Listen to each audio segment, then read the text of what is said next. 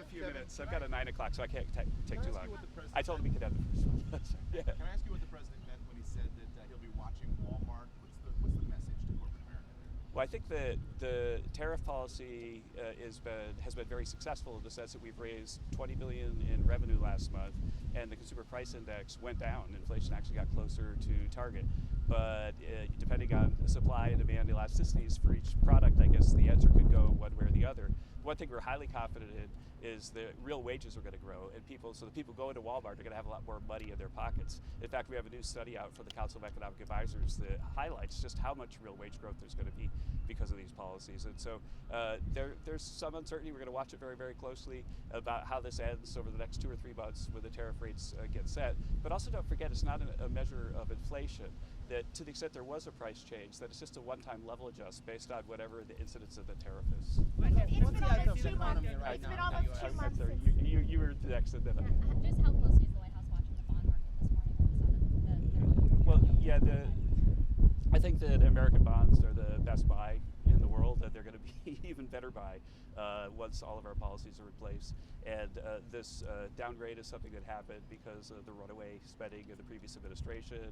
They were the last agency to move, and I don't think it should be a surprise to markets. Very quickly on reconciliation, would the White House support moving up the work requirements when it comes to Medicaid? We support what it takes to get the bill through.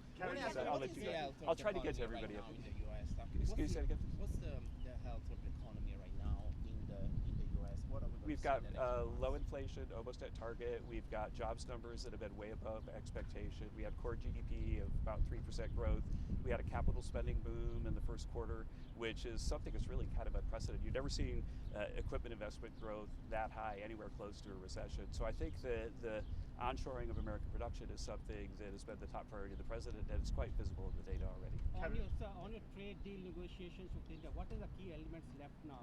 I have to leave that to the negotiators. Kevin, it's been almost 2 was months. going to announce trade deals when he returned from this trip. Can you offer a preview of what countries are close to getting?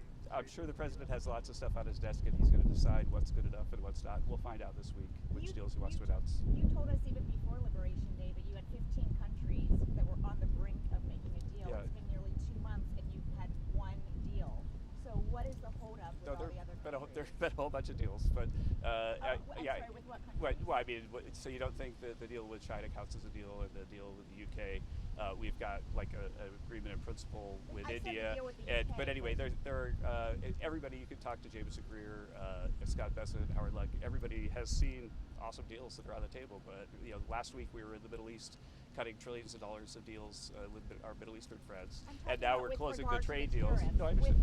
Now we're closing the trade deals because the president's back in the country. So I have time for one more question. How important is it for the one big beautiful bill to get over the finish line for the economy? And what do you say to some of the concerns that some Republicans are raising? Oh, I think everybody should just go read the Council of Economic Advisors report about the growth effects. It's based on the same kind of models that we used in 2017, and we pretty much nailed those growth effects, got everything right within a tenth or two. And so I think there's a lot of academic, scientific credibility to the work that they're doing that says that we're going to have really high GDP growth, really high wage growth, low inflation from the supply side effects of the policies. So thanks everybody. I got to run to a 9 o'clock. Kevin, what's your message to Republicans who oppose